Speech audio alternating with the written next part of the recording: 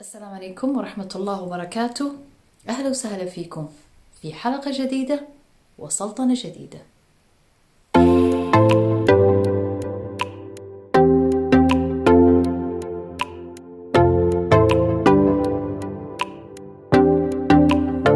هي مملكة صومالية حكمت أجزاء مهمة من شرق شبه الجزيرة الصومالية.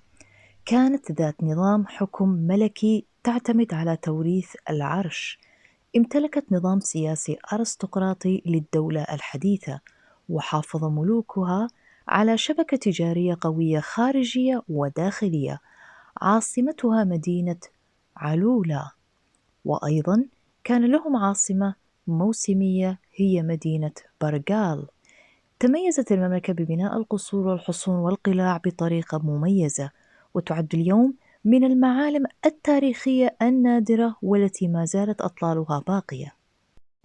نشأت المملكة منذ القرن ال18 الميلادي، وكانت مملكة هادئة وبعيدة عن النزاع والضجيج السياسي، ولكن ذاع صيتها واشتهرت خارجيا في عهد الملك عثمان الثاني محمود، حيث دخلت عصرها الذهبي وبلغت أوج ازدهارها. شهدت المملكة تنافس غربي بين ألمانيا، بريطانيا، فرنسا وإيطاليا.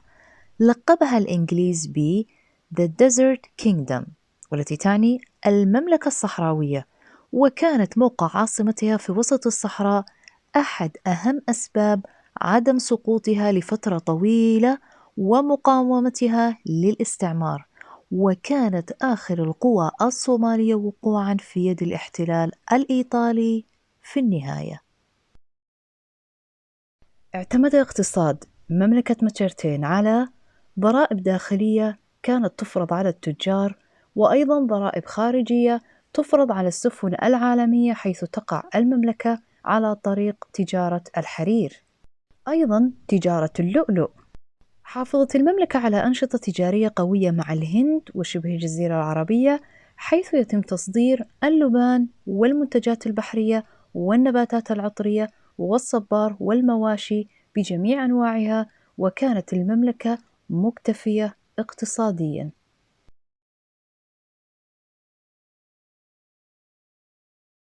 في عصره شهدت المملكة أحداثاً تاريخية مهمة غيرت وجه المنطقة ككل، منها قدوم القوى الغربية وعقدهم اتفاقيات مع عثمان الثاني، ظهور سلطنة هوبيا المنافسة لمملكته، صعود دولة الدراويش المقاومة. كان الملك عثمان الثاني من أطول ملوك مملكته حكماً، حيث ظل حاكماً قرابة 70 سنة، ويعد بذلك من أطول الملوك حكماً في التاريخ، منافساً بذلك إليزابيث الثانية ملكة المملكة المتحدة الحالية. كان أيضاً آخر ملك لمملكة ماتشرتينيا له سلطة حقيقية قبل تدمير مملكته من قبل الاحتلال. أول قوة غربية أقامت علاقات مع مملكة ماتشرتينيا كانت ألمانيا، حيث زار وفد ألماني رفيع المستوى العاصمة علولا، وشهدت علاقات دبلوماسية كانت ذات طابع تجاري اقتصادي. طبعا الملك عثمان الثاني كانت مملكته الأولى والوحيدة على صعيد شبه الجزيرة الصومالية التي أقامت علاقات أو كان لها علاقات ودية مع الإمبراطورية الألمانية. ونتيجة لوقوع المملكة حرفياً على القرن الأفريقي، فإن منطقة راس عسير، أو كما أطلق عليه الإيطاليون غواردا فوي الاستراتيجية، وهي منطقة مهمة للملاحة البحرية العالمية، كانت تتحطم فيها السفن بشكل مستمر أو تتعرض للقرصنة. لأجل ذلك اضطرت بريطانيا لإرسال وفد بريطاني ملكي إلى المملكة، واتفق الطرفان على حماية السفن البريطانية من قبل جيش المملكة مقابل مادي متفق عليه. وكان الإنجليز يخشون أن يبرم الملك عثمان الثاني صفقات جديدة مع وفود غربية أخرى، لأجل ذلك كانت الاتفاقية غير رسمية.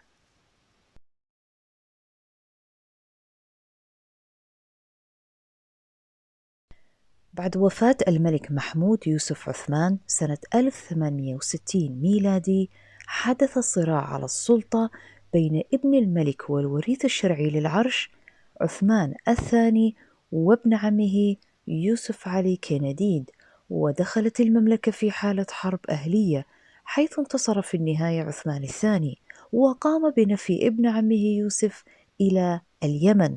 وبعد عقد من الزمان عاد كنديد من شبه الجزيرة العربية ومعه 36 كتيبة من الفرسان الحضارم ومجموعة من المساعدين المخلصين بقيادة يوسف كنديد.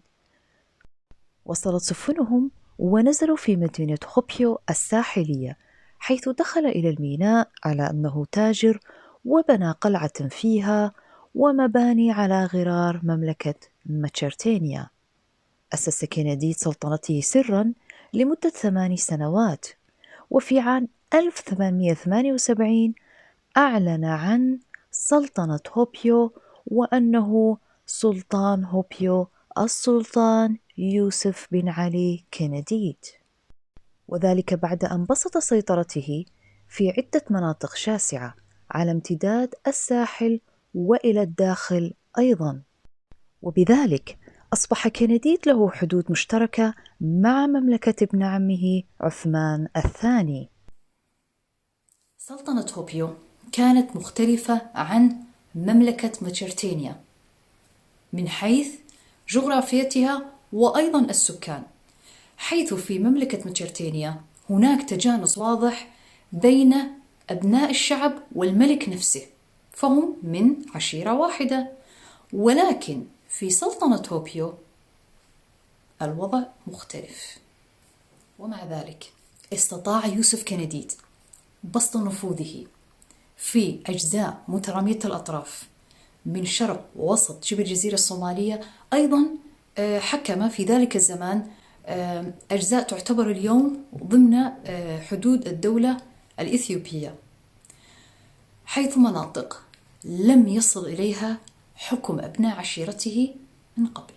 وذهب أيضا إلى أبعد من ذلك، حيث استطاع السيطرة على موانئ بنادر الاستراتيجية.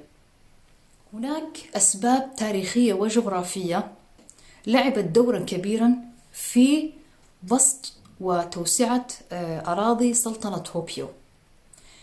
من أهمها أن منطقة هوبيو بشكل عام أو تلك المناطق الوسطى من شبه الجزيرة الصومالية كانت تاريخيا تابعة إلى الإمبراطورية الآشورانية تحت قيادة سلالة إمام هيراب. ولكن حيث ذكرنا في الحلقات السابقة أن إمامة هيراب ساهموا في تقليص وإسقاط إمبراطورية آشوران، وبانتقال إمام هيراب سلالة إمام هيراب إلى مقدشو وبسط نفوذهم على أحد أقدم الأحياء هناك حي شنغاني، وأيضا بسطوا نفوذهم على ميناء مقدشو، ضعفت قوتهم ونفوذهم وسيطرتهم في هوبيو والمناطق الوسطى من شبه الجزيرة الصومالية. وأيضا كان يوجد تهديدات استعمارية على طول السواحل الصومالية. هذه العوامل كلها مجتمعة سهل ليوسف كنديد أن يؤسس سلطنته على أراضي جديدة ومناطق جديدة في القرن 19 الميلادي. كان السلطان يوسف كنديد طموحا جدا، وكان في الأصل جنرال عسكري لمملكة ماتشرتينيا، حيث استطاع منافسة سلطان برغش سلطان سلطنة زنجبار على موانئ منطقة بنادر الاستراتيجية، والتي كانت تحت سيطرة اقتصادية قوية من تجار زنجبار، حيث عقد كنديد اتفاقية تجارية مع شركة تجارية إيطالية عالمية، وقام بتأجير منطقة ساحل بنادر كلها، وذلك في عام 1883 ميلادي، ونجح في تقويض نفوذ برغش اقتصاديا وتجاريا.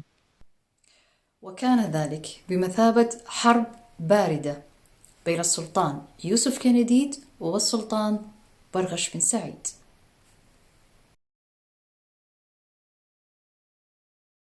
في عام 1887 قامت مملكة متشرتينيا بالاستحواذ على سفينة فرنسية متجهة إلى الهند الصينية، والتي كانت تحمل كمية كبيرة من الذهب كانت على متنها، وتمت تسوية الأمر عن طريق وساطة الإيطالي بيترو أنتوليني، وكان هذا بابا للمملكة في إبرام اتفاقيات مع الإيطاليين.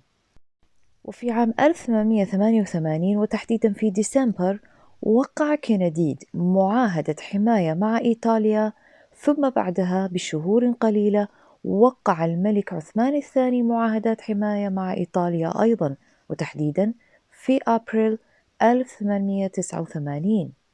نصت شروط المعاهدة بوضوح بأن إيطاليا لن تتدخل في الشؤون الداخلية للسلطنتين، ومن أجل تعزيز العلاقات أرسلت إيطاليا مفوضين إلى هوبيا ومتشرتينيا، أي بمثابة سفراء، وبالإضافة إلى الترويج لهما في العالم الغربي تمهيدا إلى تبوئهما مكانة بين الدول المعترف بها عالميا.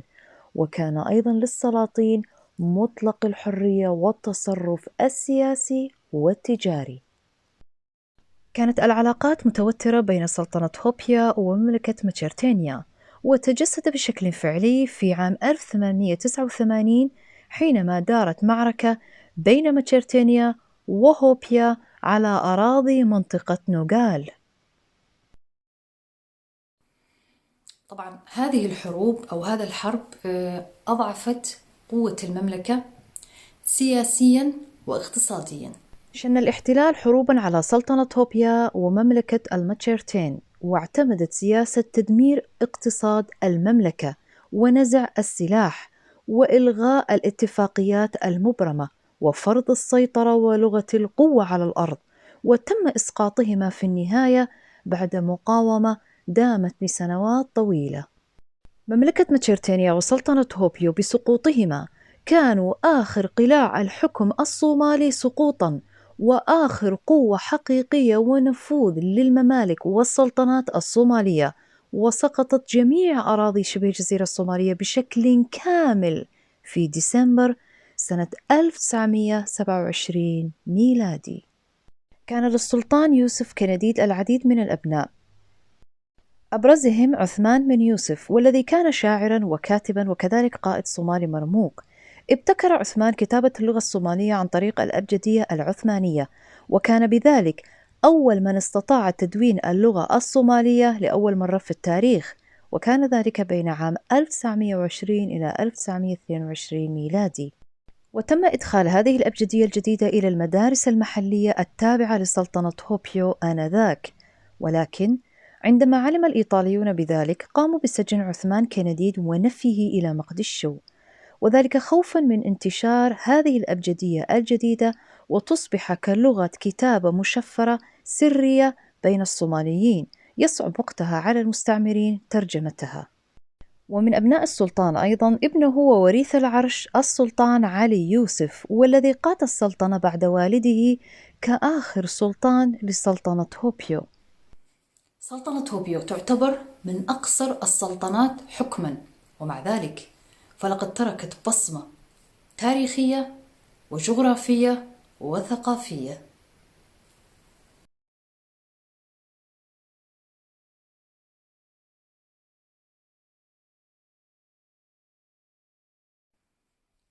السلطان يوسف كنديد وأيضا الملك عثمان الثاني لعبوا أدواراً تاريخية في حركة الدراويش المقاومة. سيظهرون معنا مجددا في حلقة الدراويش. تابعونا في الحلقة القادمة. إلى اللقاء.